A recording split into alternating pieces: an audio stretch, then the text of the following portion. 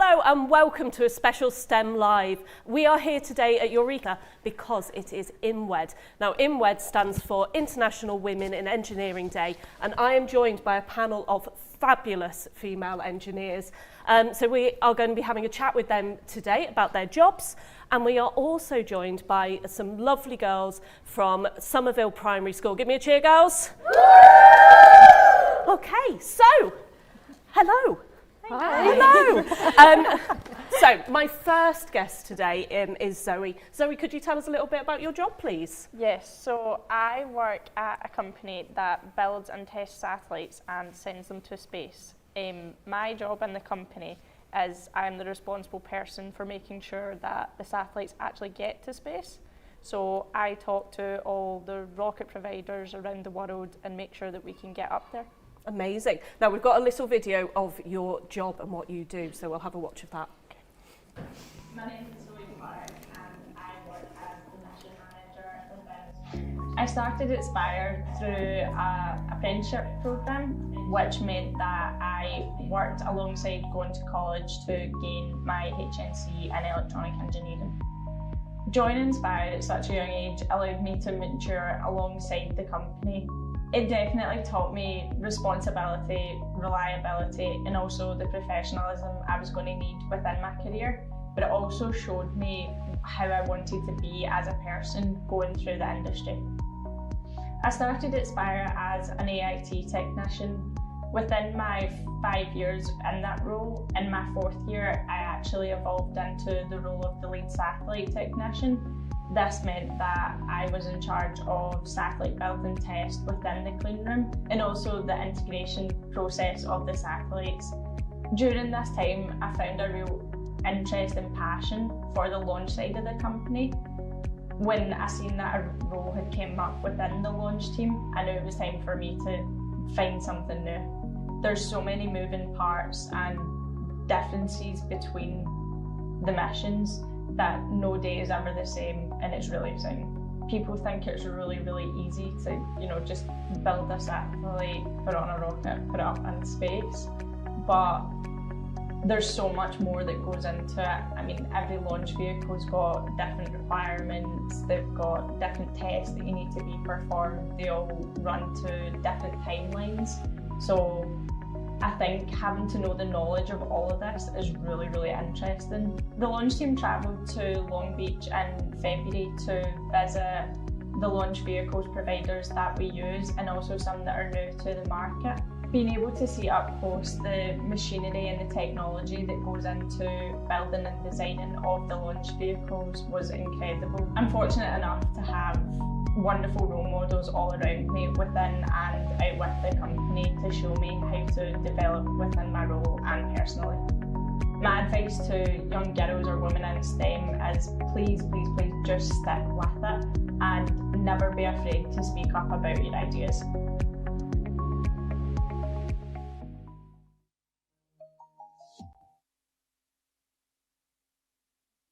Amazing. So, were you always interested in space? Yes, I've always loved space ever since I was a wee girl. Amazing. Did you want to be an astronaut? Yes. Yes. As you might be able to tell from my dress, a little bit space obsessed as well. What made you want to go into the engineering side of it then? So when I was younger, I was always really interested in how things were made and just, like silly things around the house. Like if my dad was changing a light bulb, I would be like, oh, how do you do that? What's going on here? So I always knew growing up and going through school, I was a lot better at working with my hands than what I was by learning through just teachers speaking through things. And so that's when I took a real interest in becoming an engineer, because I knew that there was so much technicality behind it. So I knew that I would be working with my hands, and that's really what interested me. Amazing. And how did you find your job? Because you didn't go to university, did you? No, so I left school and I learned about apprenticeship opportunities. So that means that you're hired by, a job or a company, and then you go to college and you gain a certain level of experience whilst you're also working. So the good thing for me was anything that I was learning in a classroom at college, I was able to put into, focus when I went into the office the next day. Were there many girls on your course, or women on your course, or were you the only one? I was the only girl on my course. And how was that? It can be challenging. It definitely is frightening when you walk into a room and it is all males in the room. But I think the biggest thing for the young girls here to remember is there's a reason you're in that room. You want to learn just the same as everyone else, so don't be discouraged by it. Amazing. Is there any advice you'd give to yourself? Because obviously you've gone through that apprenticeship, like you've stayed in your role and you've done really well in it. So is there anything that you'd want to tell your younger self? I mean, we've got 10 and 11-year-olds here. Is there anything you'd want to say to your 10-year-old self? I think just be confident in speaking up about your ideas. I know a lot of the time when I was in, either college or in my office, because in my office I was the only woman to be hired in, the manufacturing side of it. And I think I was not confident to begin with. And I think just having that confidence to speak up and, the people around you want to support you as much as you might not think they do. So just have that confidence. That's really good advice. I like it. Now, we saw there a picture of you underneath one of SpaceX's rockets. What was that like? Was it amazing? Absolutely amazing. I was just blown away by the sheer size of it, because when you look at it on a screen, you think it's teeny tiny, and then you go and stand under it, and it's huge. And so satellites you make, do they go up on Yeah, those? they go up on SpaceX rockets. They did go up on Virgin Orbit rockets, Rocket Lab, lots of different rockets all over the world. Amazing. And hopefully from Scotland soon as well. Yes, because we've got our sponsors of today, Saxavoord. Yeah. Yes. Brilliant. Oh, that's excellent. Oh, thank you so much. Yeah, thank you. Brilliant. I just want to give a shout out to the people that are watching today. If you want to send in any questions, please do. I'll be asking some of those towards the end of our session. So, hello. Hello. This is Louise. And Louise, would you like to introduce yourself and what your job is? Yes, so my name's Louise. I work for a company called Survitec, or Servitec. I think most people pronounce it Survitec. And my role is a product safety engineer. And by product, I mean life-saving equipment. So you may have seen life jackets when you're on a boat, or life rafts on cruise ships, pretty much anything that inflates and saves a life. So it's life-protecting, life-saving equipment that we... Brilliant. Well, we've got a video with some examples, so we'll watch that now and then we can have a chat about it.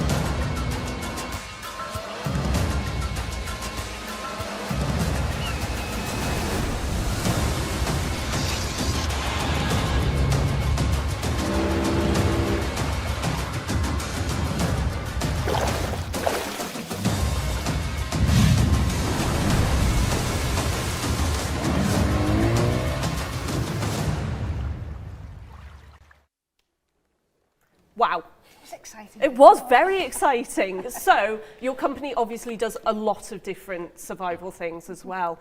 How did you end up working for them? How did you end up here? So, I mean, I started at sort of college and school. I was interested in science. I did a placement sort of at college with the engineering education scheme. Right. And that wasn't just for women, but that was really exciting. We were looking at an inspection system on a nuclear reactor, so we had to design a little gizmo. I had no idea how to design a gizmo, but we learned. That's what you learned.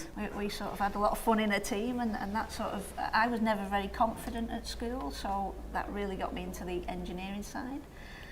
My dad was an electrician, and like yourself, we were always tinkering with things, making bird baths and bird tails and things, so that got me into the tinkering side. So I've worked for BAE Systems, airworthiness, so that's making sure aircraft are safe with weapons and things on. And Survitec I worked for a few years ago, and I'm now back in the same role, so I must really love it to keep going back. But yeah, it's really exciting. So the teamwork side of it, working with designers, manufacturers, people that sit at sewing machines, because I didn't know anything about how to make a garment when I started there.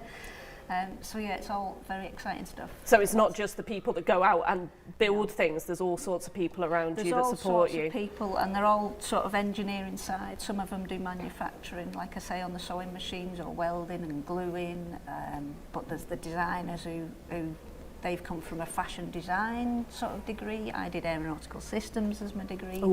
And a lot of the equipment go with the RAF or space, I think we do as well. So yeah, so a lot of it's Ministry of Defence stuff. So we do life jackets for fast jet pilots, Tornado and Typhoon, and if they have to eject, they want to know that they're going to survive in, you know, sea state, whatever, with the waves coming over you and everything else, and it automatically inflates when you hit the water, whether you're conscious or not. So it's all good stuff. Wow. Yeah. So what's your specific role within the company? My specific role, as I say, is product safety engineer, which is it's quite technical, I suppose. I don't do any design, so although I am involved in the design process. So what I do is, in a team of, and there's only 2 in the team, we assess the products that come out of the Ellesmere Port office in Liverpool, and we do safety assessments. So we're looking at any sort of hazards that may exist to do with the equipment, like when you pull the handle, is it going to inflate? Is it going to stop you moving around the cockpit and flying the aircraft? Those sorts of things that can come up. We assess all that and work out whether the design's okay, whether it needs a redesign, whether it needs some sort of training in place for the pilot, because they get given the kit. You need to make sure they're trained properly before they fly the aircraft without a kit on. Sounds like a really interesting job. But it's quite intense at times, I'm so sure. there's lots of discussions and debates around safety. And Do you get to travel out and see any of your work in action? I personally haven't at the moment, but there's a test team, and the designers go out and they work with customers, so they go and watch the seat trials, they go and watch the aircraft trials with the RAF. BA Systems, they go and work at their sites and look at the equipment and things. So yes, there's lots of hands-on side of things. I do get to hold all the equipment and try and you know, work out what's going to fail and where bits fit together and things. So does it matter if you fail? Like, I don't mean generally, obviously if somebody's falling out of an aircraft we want to save them, but I mean in your job, do you want to find failures and fix them? Yeah, so what we do before we design the equipment, we work out what we want it to do. So we'll look at, say, a mechanism or a life jacket, and before saying how many bits we want to inflate, whether it's 2 or 1 or whatever, we'll work out how it's going to be used in service, and we'll sort of work out how the materials, the strength of materials, whether they're fire retardant. So if you're, you know, burning in the cockpit, you want your equipment to protect you. So you do that test first before you make the equipment. So you take a bit of material and stick it in a fire. The test team do all this, but we get all the reports, we have to assess them, and we have to feed that into the evidence. So there's a lot of choices to be made. Yeah, so there's a lot of design choices along the way. It's a very interesting product design side of it. It's really brilliant. Good. Now you said you were quite a quiet person at school. Yeah, so what were you interested in at school? So I was interested in the sciences. I wasn't particularly good at maths. At GCSE I got an A in my maths, and then I went to A level and got a D, so that was whew. But then I went to university and got another A in the modules, because it's just the method of teaching. I found A levels really difficult, but that didn't matter, because I managed to go through the clearing process through university, which was really good. But as I said, I started at school, my interest stemmed there. So what would your bit of advice be? My advice is just go for it. So, like I say, I wasn't particularly confident, but when I was at college and when I went to university, I was part of the Royal Aeronautical Society, and they wanted a female engineer to go and talk to schools and represent at Head Start courses, Insight courses. So I thought, I'll just go along, and admittedly I found it really nerve-wracking, but I loved it, because it was working with people like yourselves, the audience today, and older children, sort of 14, 15, 16 onwards, and they just had a great laugh, and that built my confidence, seeing that I was helping them become confident, just because when students turn up, they're all really shy and quiet, and you've just got to get them involved in doing things like building little robots or talking about aerospace products. And so what I've heard from both of you, and I'm sure we'll keep hearing it, is teamwork is really key as part of being an engineer. I don't know any engineer that works on their own. Excellent. Thank you so much. Thank you. Brilliant. I'll get my next card. So, Sophie, hello. Would you Hello. like to introduce yourself and what you do?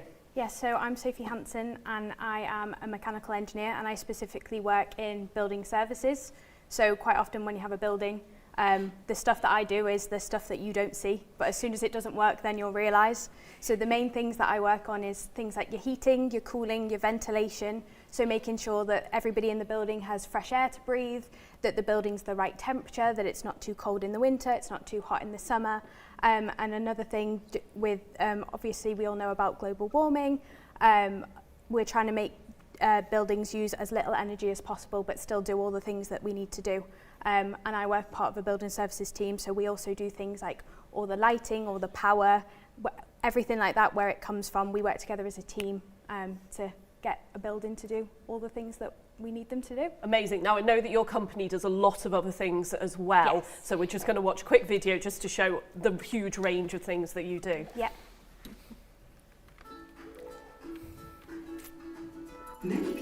Many people around the world use and enjoy our work every day.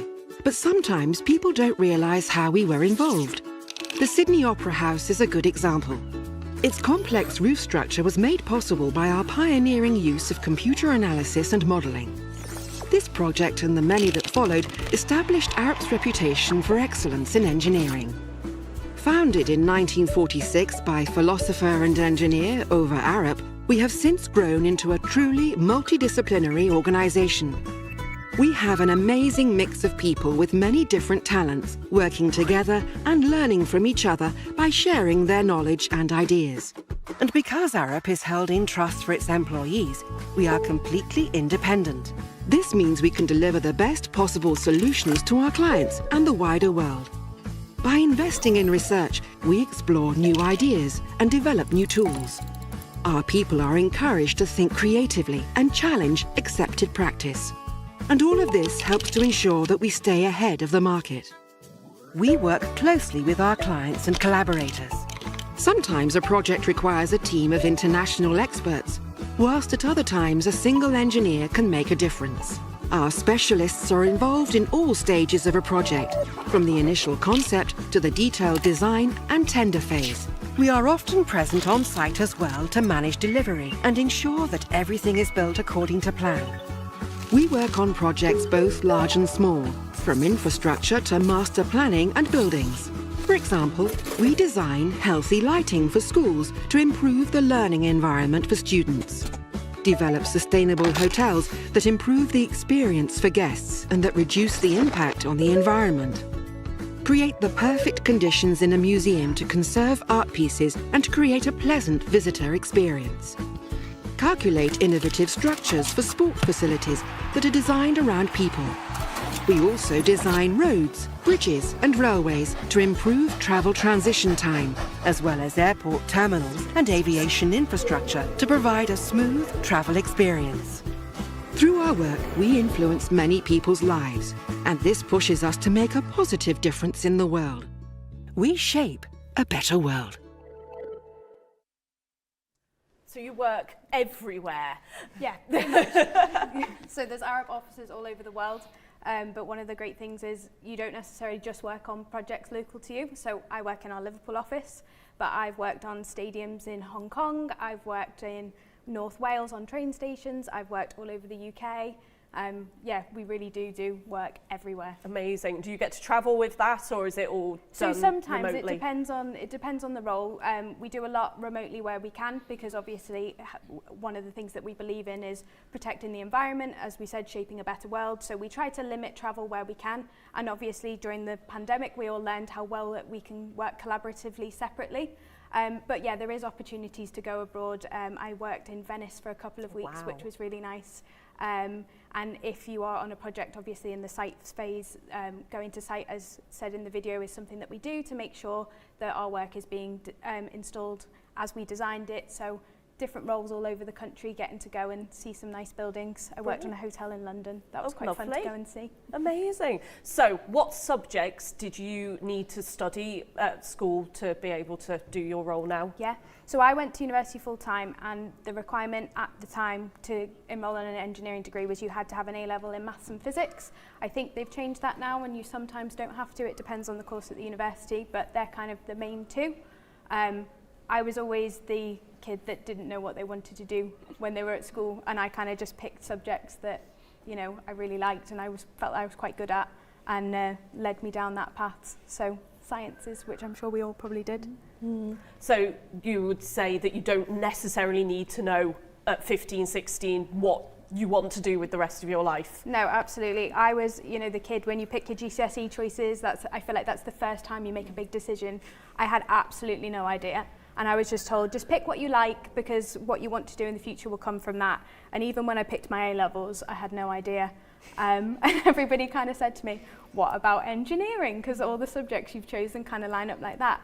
And like you did, I did the engineering education scheme as well. And I did that, and we worked in a team, and it was really fun, just problem solving. And I was like, oh, do you know what? This is quite nice. I like this. Went off to university. Amazing. And were there many women on your course? So there was about 6 on my course. So out of about 200, there were 6 of us. So not many, still a small proportion, but yeah, I had my friends. That was nice. Obviously friends with the males as well. But and in your work environment, what's the ratio? It's probably quite similar. You're probably looking at 20% or below for the engineers, but the great thing about Arup is we do also have loads of, you know, we work in bigger teams, we work with planners and different kinds of consultants. So there are like lots of women in our team as well, just not necessarily doing engineering roles. Okay. What's been your favourite project that you've worked on? Oh, that's a tough one. Well, one of the buildings I worked on was actually the building that we're sat in right now. So I feel like maybe I should possibly say that. As it's been turned into Eureka? Yeah. Oh, so incredible. This building used to be a different museum, and we worked on the conversion of it to Eureka when it was built. And we also worked on the co-creation of one of the exhibits with a local primary school, which was really, really fun. That's brilliant. But yeah, some of the international ones are fun. It's fun to do some work abroad, but it's always nice when you get to actually see the buildings that you work on, and you get to come back and it's like, wow, I was part of that. That's brilliant. Oh, excellent. You talked about renewable energy. How important is that in engineering? Yeah, I mean, it's so important. I think, you know, the environment, the climate crisis, it's words that everybody throws about, and it's just what everybody can do, the little changes that we can all do to just make things better. You know, even if you can't get rid of all the energy in design, if we can all minimise it where we can, it's really important. Part of my job is looking at creative ways to help people use less energy in their buildings, design buildings from the beginning so that they use less energy, and where they do need energy, because obviously we like things like electricity and lights, and you kind of need heating. Yeah, you kind of need those. So the main thing that we do is we look at like what way we can get all of those services into the building and use as little energy as possible. But where we do use energy, try and do things like put solar panels on the roof, and so that you can also generate some energy that you can then use. That's brilliant, thank you. My last question. Yes. Did you have to be the best at everything that you did? Absolutely not. Okay, no. So is that an important thing for our students to know? Yeah, definitely. I think the thing is with engineering's so wide, everything is engineering. Like all 5 of us do completely different jobs. But even if you took 5 people from the same organisation, everybody has things that they're better at. Everybody has different aspects of projects that they get more involved in because that's what they're interested in. And it's like, even if you do need to do a subject like maths, it doesn't matter if you're the best in your class at maths. Like, once you get to work, nobody really minds. It doesn't matter. So the main thing is that you're interested in it and you're willing to work hard, and sometimes that's really tough, but it's just being able to persevere through and not give up. But it doesn't matter about how good you are. Yeah, I know that's something that we talk a lot about in our schools, perseverance. Yeah. So that's brilliant. Thank you so much. Brilliant. Michaela. Hi. Hi. So Michaela works for John Deere, which I got very excited about because you build tractors and service tractors. Yeah. So could you tell us a little bit about your role, please? So I'm Michaela and I'm an agricultural engineer. So I go around parts of the UK, rebuilding and fixing tractors, combines, any of your heavy machinery that you see in the fields, really. Brilliant. And I know that you're just coming to the end of an apprenticeship, aren't you? Yes. Just at the end. So we've got a video that's going to show us all about the apprenticeships and what they look like. Yeah.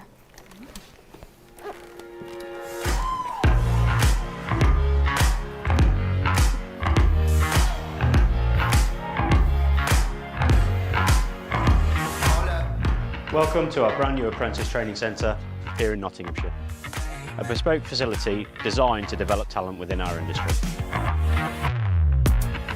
This is the place young people start their careers with John Deere, the place you'll meet other people who share your passion. As an apprentice, you'll study in this state-of-the-art facility. We study here for 8 weeks of the year, but you can usually find me at our dealership. Something to be aware of is that you're not alone. There is a service manager, there's senior technicians and other apprentices as well, so you are very well supported all the way through the whole procedure. The atmosphere is amazing. Everyone got on really well. It was like basically walking into like a massive family. You'll be part of a team and assigned a mentor who will help you realise your full potential. It was quite daunting. There was always people around to ask questions, nothing was ever too silly. The opportunity with John Deere and the John Deere dealer network is very vast. If you look at our global employees, for example, we have 65,000 employees, and that's spread across the globe. So the opportunity is limitless, really. It's all about your desire to excel and to further your career. John Deere is a massive company, so who knows where you're going to end up in the next 5 years. This is your gateway to working in agriculture, turf, forestry, construction or parts. So my advice to someone thinking or considering a John Deere apprenticeship programme would be go for it. You're gaining hands-on, all-important experience in the field with an iconic product. You're also getting continuous education and you're also achieving an income at the same time. So it's a win-win across the whole board. I don't know what the future holds, but being part of the John Deere brand and the dealer network, it can literally take me anywhere. It's an industry that's never going to die out. It's really all down to your desire, but also the opportunity that this global brand offers you. John Deere apprenticeships are unique, the beginning of your career with our brand and dealerships anywhere in the world. Drive your future. Start a John Deere apprenticeship. So there's a lot of different things you can do as part of the apprenticeship. Yeah. Did you know which one you were going to go into, or do you join the Yes. apprenticeship and No, go? I knew from a very early age what I wanted to do and what I had decided. Yeah. By the time I turned 18, I'd started my dream job. That's amazing. And that was something that I was actually really proud of.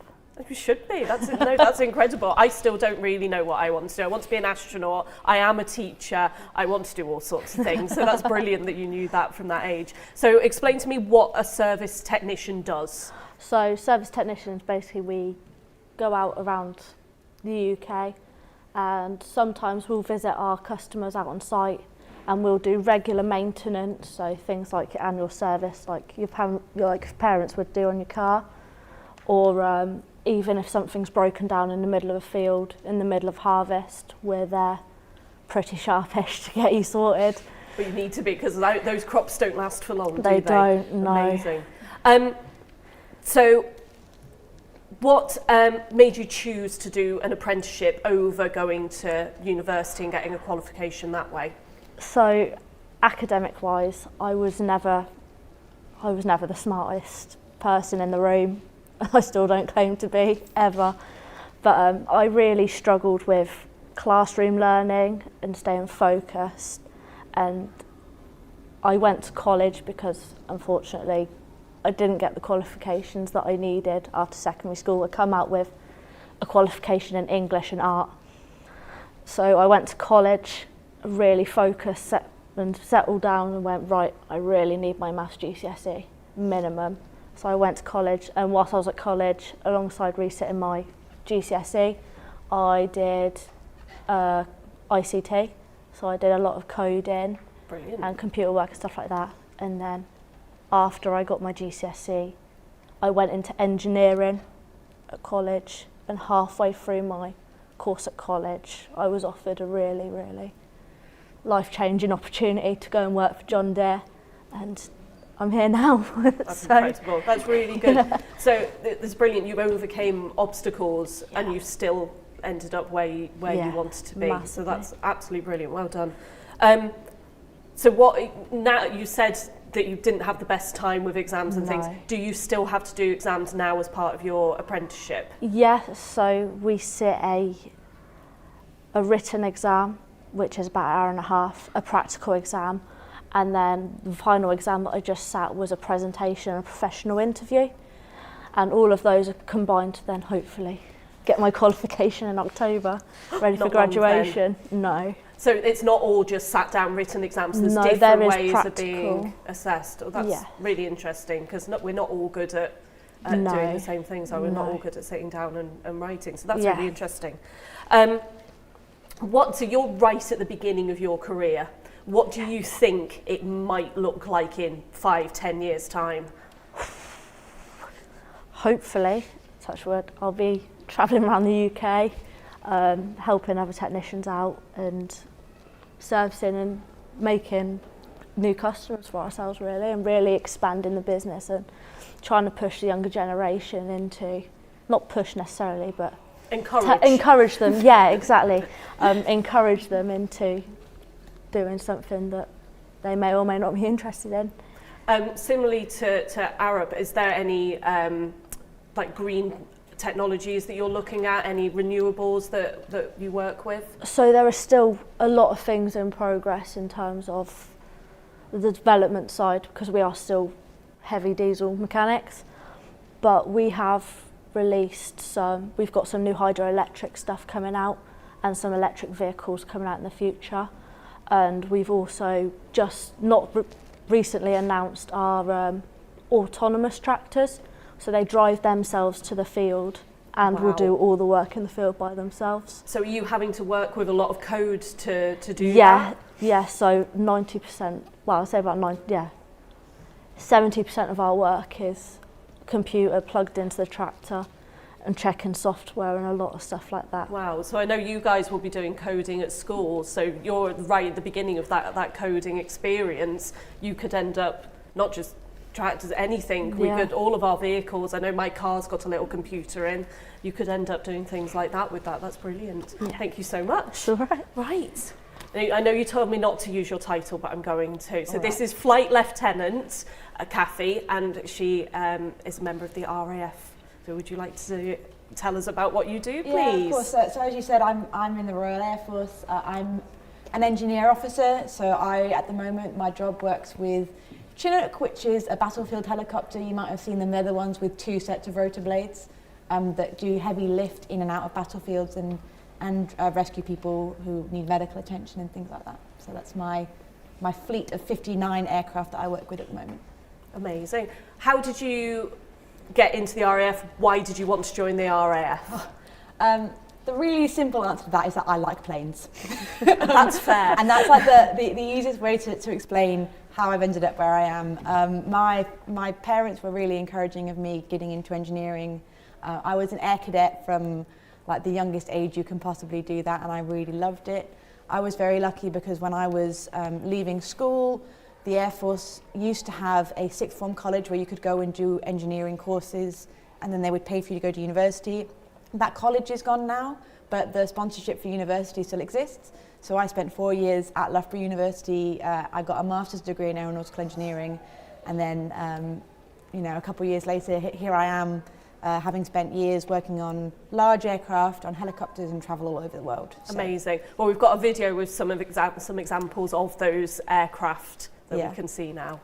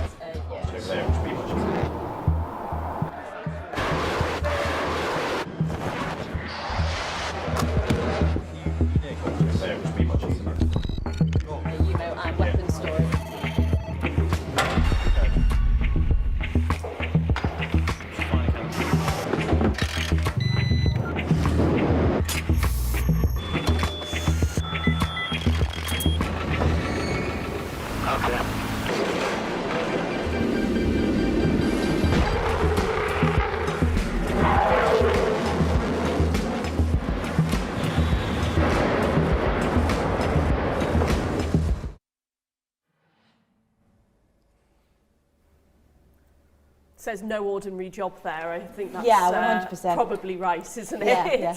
What's a typical day for you look like then? There is no such thing as a typical day in my job.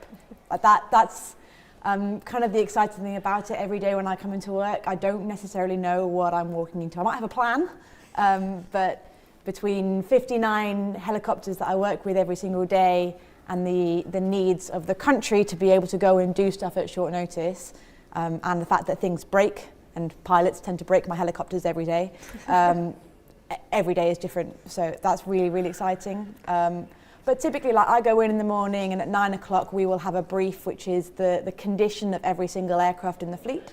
So we're split into 4 squadrons. So there's 4 groups of people who fly Chinooks, and they will have an engineer who works on each of those squadrons, and in the morning they will come in and they'll explain, this is my list of helicopters, this is what we're doing today, this one's broken because of this, and we talk about what we're going to do to resolve that, or what the plan is for that aircraft. So that's sort of like the start of the day, and then everything else just kind of happens after that, depending on what the issue is that we're dealing with.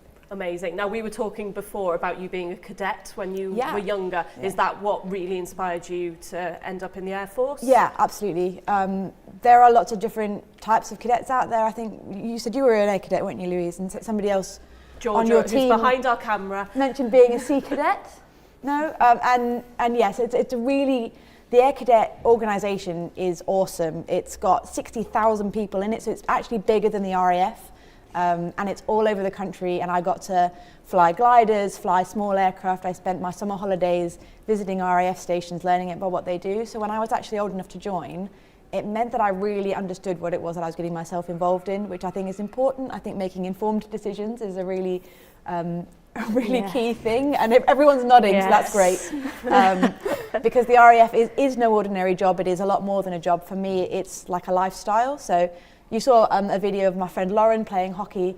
We're really keen on sport. We work together very closely. We all kind of live near each other, so we're not just like, it's not just about a job, it's about a life, and we're not just colleagues, we're kind of a family. So understanding that when I joined was quite important to me. No, that's brilliant. Right, I've got some questions for all of us from online, and then we're going to have a couple of questions from our audience as well.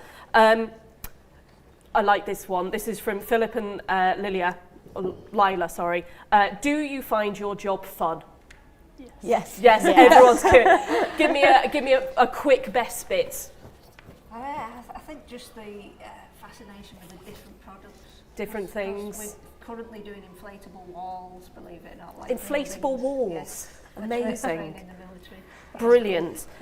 I think we've just heard this one. We've heard from Parkfield Community School. We've had, tell me about a typical day in the life of the engineer. Do any of you have a typical day? No. No. So is it completely different every day? Yeah. That's the fun part of it, though. It's never It's repetitive. unpredictable, but it's fun because it gives you something different to wake up to every day. Amazing. Well, I'm going to come back to these. I'm coming to, was it Ruby? I've remembered, yes. Yay. Ruby, I'm going to chuck you this microphone. And if you'd like to ask your question, that wasn't a chuck. throw. I chickened out, I'm sorry. Sports was never my good thing. It's really Go on, soft, Ruby. someone needs to throw it at some point. What did you experience when you started your job? Who would like to answer that one? Who's going first? Go on, I'll go. So, in my job, I'm an Air Force officer first and an engineer second. So while the Air Force put me through my A-levels and my degree, then I had to go and do officer training, which for me was 9 months long. It's a little bit shorter now, they've changed it. But so when I first started, it was very much, you are here to lead people, and that's a big bedrock of what I do now. So when I first started my job, it was, yes, you're a qualified engineer, well done, but you now need to learn a whole new skill set. And then when I got to my first squadron, so when I was a very junior officer, and the first aircraft I worked on was called A400, which is a transport aircraft, but I was also the first engineer officer to work on A400, which was a real privilege. and an engine started by itself on my 3rd day. So one of the aircraft engines turned on when it wasn't meant to, which is a really interesting start to your career. So trying to figure out what had gone wrong there and make sure that we didn't have, because that's not very safe, you know, you can't just be having engines turn on randomly. So figuring out what went wrong and how we were going to fix it meant that I learnt very quickly about all the different parts of my organisation. I learnt a lot about the aircraft in a very short period of time to make sure that we weren't going to have that happening again. So it was, that was a very interesting start to my career, yeah. Has anybody else had any sort of mistakes that have happened or things that have gone, there was a big smile there, things that have gone wrong? Yeah, I'm not sure. I'm looking at HR over here, wondering if I should say it or not. We all make mistakes, there was though, a lot don't of paperwork involved, but I was helping another technician. I must have been there a year and a half, and I did something very silly. I wasn't thinking straight, and I put my hand inside a combine, and I broke my hand. But I learned from it. You've learned from that, and yes. mistakes do happen. Yeah, we all make mistakes. Yeah. We all do that with our work, and I talk a lot about that when I go into schools, about we try again. Mistakes are healthy. Yeah, they're a healthy part of growing. Them, don't we? Yeah, brilliant. Have you got another question, or are we chucking? We're chucking it. If you want to throw it, was it Rosie at the back? Oh, we had another pair. Oh, never mind. Was it Rosie? Sorry. Yes. So Rosie, would you like to ask your question? Who or what inspired you to get into engineering? Amazing. So we heard a couple over here, but we didn't ask down here. I grew up watching science fiction. So like, I don't know what sort of things you guys watch these days. When I was a kid, it was Star Wars and stuff like that. My parents loved science fiction as well. I was an absolute nerd.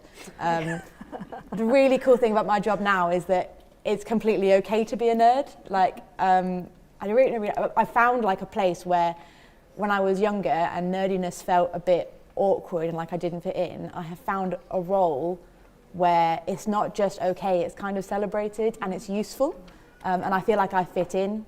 So like you talk about like people that inspired me, at that point it was like the female role models that I saw in science fiction, because when I was your age, we didn't have events like this. No. So at that point, though, only 9% of engineers in the UK were female. Now it's 16.5. That's still a really small number, but it's getting bigger. So that would be if we took 5 people, 4 of those people would be boys and 1 would be a girl. Whereas when I was younger, if we took 10 people, only 1 of them would be female if they were all engineers. So it's getting there.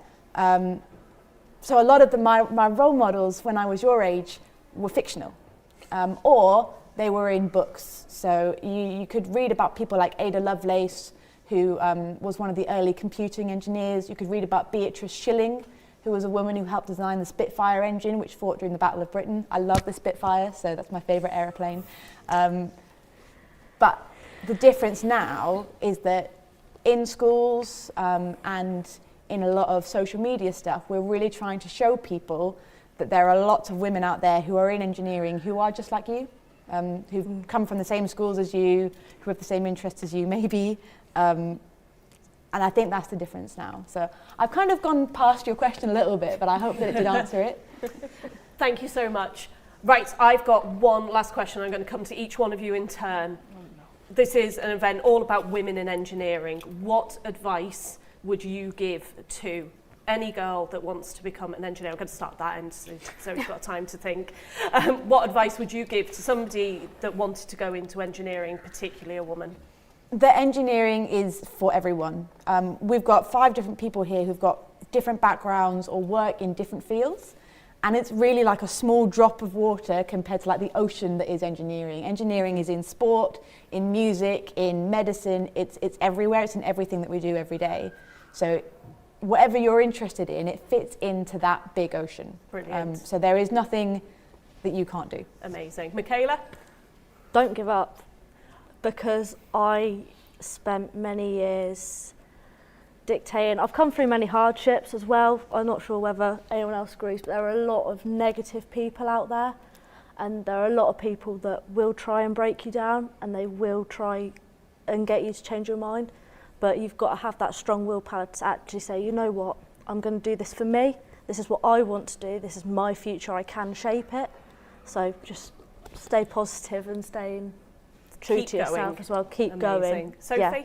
I would say go for it, but also, yeah, there are so many different types of engineering. Just take every opportunity you can to learn about different things, figure out what's out there, because, you know, when I was your age, I didn't know what a building services engineer was. So, you know, learn as much as you can, try things. It doesn't matter if you try them and don't like them, or you try them and you don't think you're very good at it. Just find something you like and go for it. Amazing. Louise? Same thing really, just stick with it. If you fancy doing a bit of engineering at school, then there's plenty of projects you can get involved in, which is what we did with the engineering education scheme. We got to work with real companies doing real engineering. So just stick with it. Don't let anybody put you off. So if you have the boys, you know, saying you can't do that, just say, well, actually, yeah, I can. Definitely can. Thank you. And Zoe? Yeah, just have that confidence to know that, you know, you're there for a reason. If you're interested in it, then definitely just stick with it. Brilliant. Well, thank you so much for joining me today. Thank you to Somerville for your questions and for being a great audience. Our next STEM Live is on the 6th of July, which is with Siemens, looking at factories of the future. And you can sign up for those at STEM Live, and all of the other information is there as well. Thank you to Eureka for hosting us today. Thank you to Saxavord for sponsoring us. And yeah, thank you for joining us today.